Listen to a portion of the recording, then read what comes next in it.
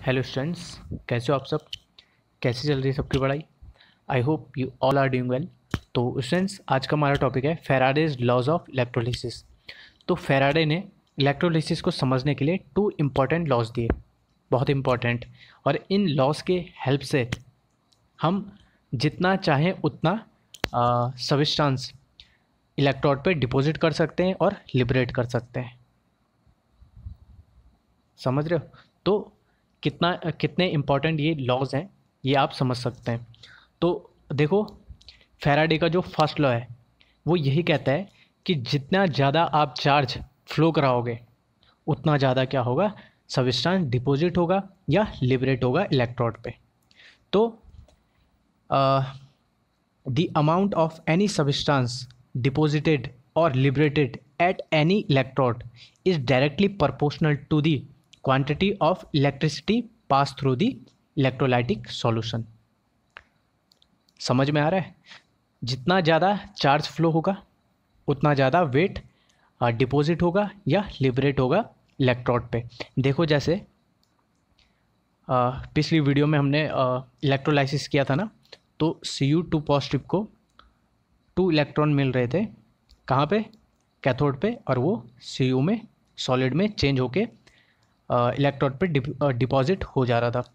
ठीक, अब देखो 2 इलेक्ट्रॉन मिले, 2 मोल ऑफ इलेक्ट्रॉन मिले और 1 मोल ऑफ कॉपर बना। ठीक, या ऐसे कह सकते हैं कि 2 इलेक्ट्रॉन्स मिलने पे 1 एटम Cu बना और वो इलेक्ट्रोड पे डिपॉजिट हो गया। ठीक, अब देखो, अगर मैं इसको 4 मोल इलेक्ट्रॉन करता हूँ तो ये कितना हो जाएगा, 2 मोल ऑफ Cu डिपॉजिट हो जाएगा इलेक्ट्रोड पे। समझ रहे हो। तो ये भी फिर 4 होगा।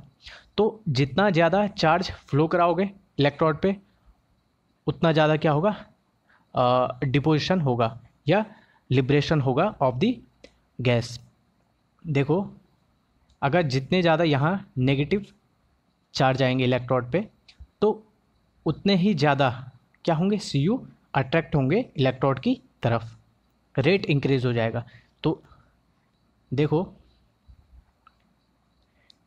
जो भी वेट डिपॉजिट होगा या जो भी वेट लिबरेट होगा, ठीक, वो डायरेक्टली प्रोपोर्शनल टू होगा किसके, इलेक्ट्रिसिटी के, जो भी चार्ज है Q। अब देखो, एक प्रोपोर्शनल आता है तो W is equal to Z Q. तो इस जेड को हम बोलते हैं इलेक्ट्रोकेमिकल इक्विवेलेंट। क्या कहते हैं, इलेक्ट्रोकेमिकल इक्विवेलेंट।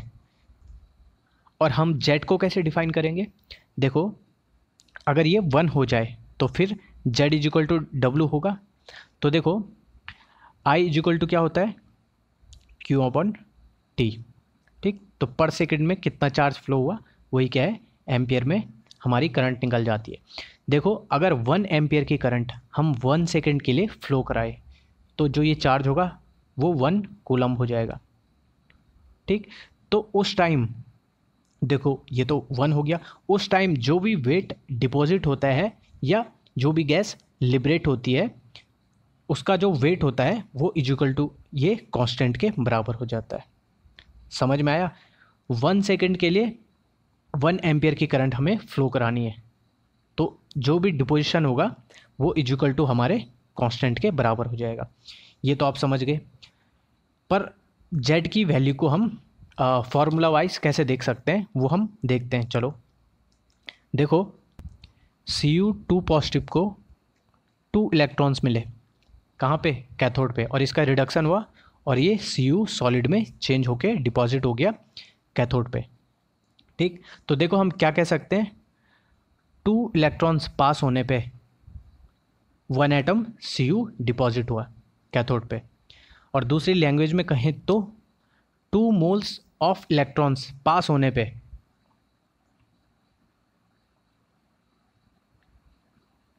पास होने पे 1 मोल ऑफ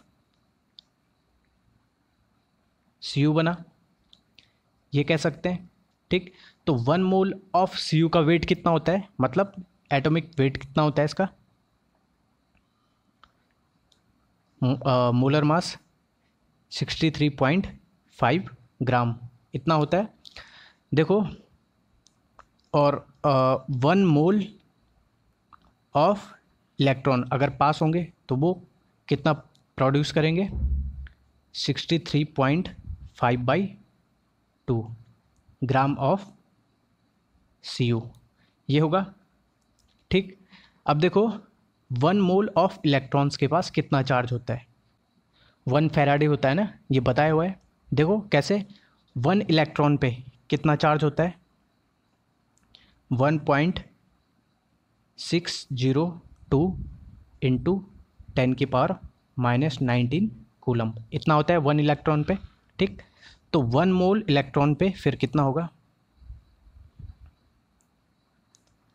6.022 इंटू 10⁻23 इंटू ये हो जाएगा, इंटू ये,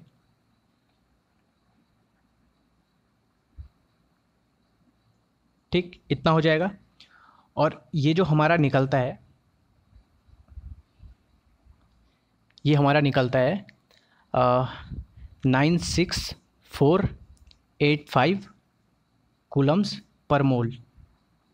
ठीक, इतना निकलता है, और इसको हम अप्रॉक्स 96500 कूलम्स पर मोल ले लेते हैं। ठीक, तो 1 मोल ऑफ इलेक्ट्रॉन का चार्ज इतना होता है। तो अब देखो 1 मोल ऑफ इलेक्ट्रॉन के पास होने पे इतना कॉपर हमें मिल रहा है कैथोड पे। ठीक, तो देखो 1 मोल पे कितना चार्ज होता है, 96500 कूलम। इतने चार्ज के पास होने पे हमें 63.5/2 ग्राम ऑफ कॉपर मिल रहा है कैथोड पे। ठीक, तो 1 कूलम के पास होने पे कितना मिलेगा कॉपर, देखो 1 कूलम के पास होने पे कितना मिलेगा, 63.5/2 इंटू 96500 ऑफ कॉपर इतना ग्राम। ठीक, अब देखो 1 कूलम, तो जब ये 1 कूलम होता है तो जो भी डिपॉजिट होता है इलेक्ट्रोड पे या लिबरेशन होता है, ठीक, सब्सटेंस का, वो इक्वल टू जेड के हो जाता है। ठीक, तो इसका मतलब ये इक्वल टू जेड है, हमारा कांस्टेंट है, इलेक्ट्रोकेमिकल इक्विवेलेंट है। अब देखो ये क्या है, एटॉमिक मास, ठीक, मोलर मास है। तो इसको हम क्या लिख सकते हैं, यहाँ पे क्या लिख सकते हैं हम, इसको लिख लो, m लिख लेते हैं। ठीक, और ये 2, ये n फैक्टर है, n फैक्टर। ठीक, और ये 96500 ये 1 फैराडे है, तो इसको हम f लिख सकते हैं।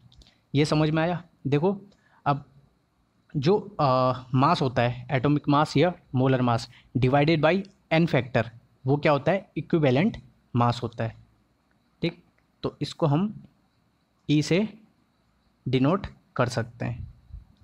तो ये हो गया E/F। Z इक्वल टू ये होता है। अब इसको हम अपनी इक्वेशन में रख सकते हैं। तो W इक्वल टू Z की वैल्यू क्या आई, E/F। और क्यों क्या है, देखो I इंटू टी है ना, तो इंटू I इंटू टी। ये इतना समझ में आया। ठीक, तो इसको मैं साफ कर लेता हूँ।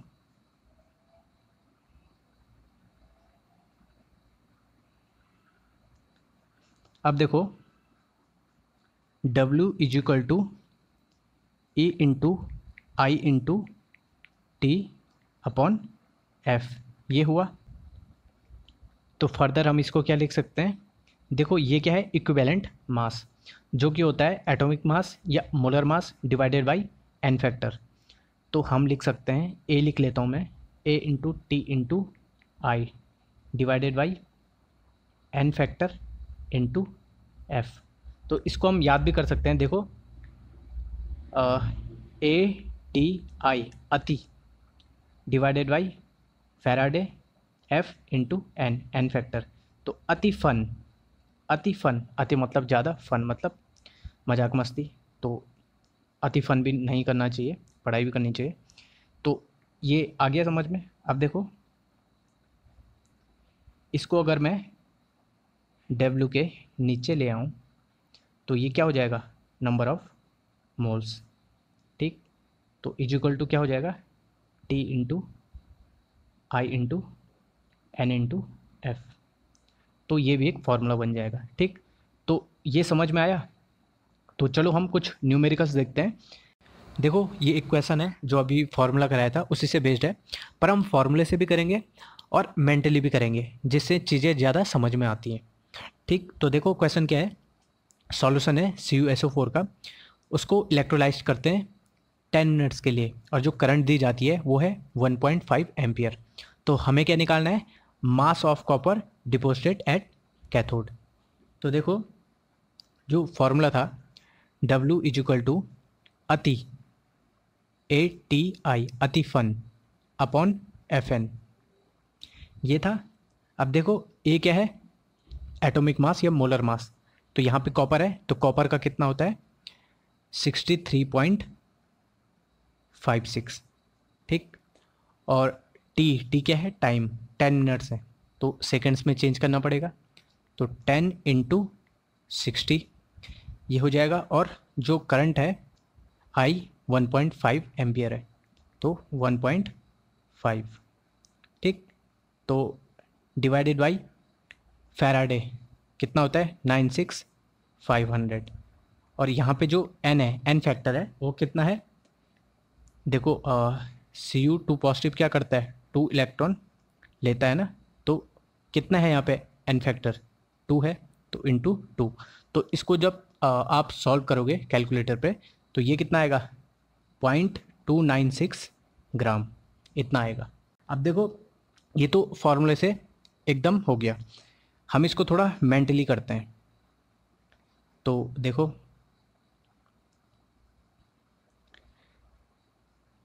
देखो हमारे पास क्या क्या दिया गया है, करंट दी गई है और टाइम दिया गया है। तो हम इससे क्या निकाल सकते हैं, चार्ज निकाल सकते हैं, कूलम निकाल सकते हैं। तो इजिकल टू 1.5 एम्पियर इंटू, क्यों इजिकल टू क्या होता है, IT होता है ना, तो I तो ये हो गया 1.5 और टाइम 10 मिनट्स है, तो इंटू 60।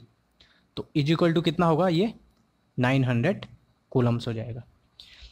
इतना समझ में आ रहा है। अब देखो जो हमारी रिएक्शन है वो क्या है, Cu2 पॉजिटिव को 2 इलेक्ट्रॉन्स मिल रहे हैं और ये Cu सॉलिड में चेंज होके डिपॉजिट हो जा रहा है कैथोड पे। अब देखो 2 मोल्स ऑफ इलेक्ट्रॉन्स कितना Cu प्रोड्यूस कर रहे हैं, 1 मोल कर रहे हैं, ठीक। तो 1 मोल का जो मास है वो कितना है 63.56 ग्राम है, ठीक। ये हो गया। अब देखो 2 मोल्स ऑफ इलेक्ट्रॉन है, तो 2 मोल्स ऑफ इलेक्ट्रॉन पे चार्ज कितना होगा, 2 इंटू फैराडे 96,500, इतना कूलम्स होगा। तो इतना अगर कूलम पास होगा तो वो प्रोड्यूस करेगा 63.56 ग्राम ऑफ कॉपर, ये होगा। देखो तो 1 कूलम कितना करेगा 63.56 बाई 2 इंटू ये 2 इंटू 96,500, ठीक। तो ये क्या है, पर कूलम कितना ग्राम डिपॉजिट करेगा कैथोड पे, ठीक। तो ये 900 कितना करेगा फिर, तो इंटू 900। तो जब इसको हम सॉल्व करेंगे तो ये कितना आएगा, इजिकल टू 0.296 ग्राम, ये आएगा। तो आए समझ में मेंटली कैसे करना है इसको। अगला क्वेश्चन है, how many moles of electrons are required to. तो मोल्स ऑफ इलेक्ट्रॉन्स निकालना है।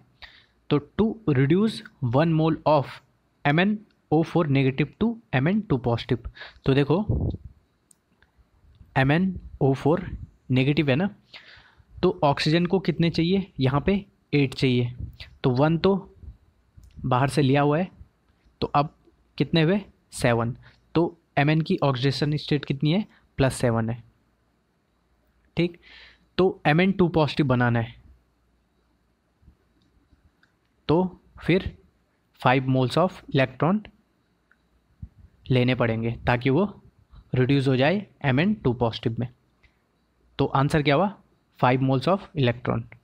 तो पहला ये हो गया। दूसरा है to produce 10.0 gram of aluminium from molten Al2O3। तो देखो यहाँ पे जो एल्यूमिनियम है वो रिड्यूस करेगा, इलेक्ट्रॉन्स लेगा, तो Al3 पॉजिटिव प्लस 3 इलेक्ट्रॉन लेके ये एल्यूमिनियम में चेंज होगा, ये रिएक्शन होगी। ठीक, कैथोड पे। तो देखो यहाँ पे क्या है, 3 मोल्स ऑफ इलेक्ट्रॉन कितना एल्यूमिनियम प्रोड्यूस करेगा, 27 ग्राम ऑफ एल्यूमिनियम, ये इसका एटॉमिक मास है। ठीक, ये हो गया। अब देखो पर ग्राम के लिए कितने मोल्स ऑफ इलेक्ट्रॉन चाहिए,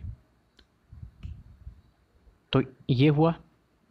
तो 10 ग्राम के लिए फिर कितने मोल्स ऑफ इलेक्ट्रॉन चाहिए होंगे, तो ये हमारा निकल जाएगा 1.11 मोल इलेक्ट्रॉन्स। अगला क्वेश्चन है, how many coulombs are required to deposit 50 gram of aluminium when the electron reaction is this. तो देखो जैसे पीछे क्वेश्चन था, लास्ट क्वेश्चन वैसा ही है कुछ। तो कूलम्स निकालना है, इसमें चार्ज निकालना है। तो देखो 3 moles of electrons produce 1 mole of aluminium.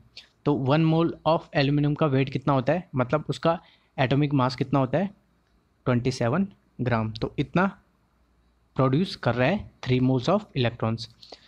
तो देखो 3 मोल्स ऑफ इलेक्ट्रॉन्स के पास चार्ज कितना हुआ, 3 × 96,500। ठीक, तो इतना चार्ज 27 ग्राम प्रोड्यूस कर रहा है। ठीक, तो पर ग्राम के लिए कितना चार्ज चाहिए, इतना चाहिए, इतने कूलम्स चाहिए। तो 50 ग्राम के लिए कितना चाहिए, तो × 50। तो इसको सॉल्व करोगे तो आंसर आएगा 53611 कूलम्स। ये आंसर हो गया। और ये क्वेश्चन है, इसको आपको खुद करना है और आंसर कमेंट में लिखना है, और मैं भी इसका आंसर कमेंट में ही लिख लूँगा।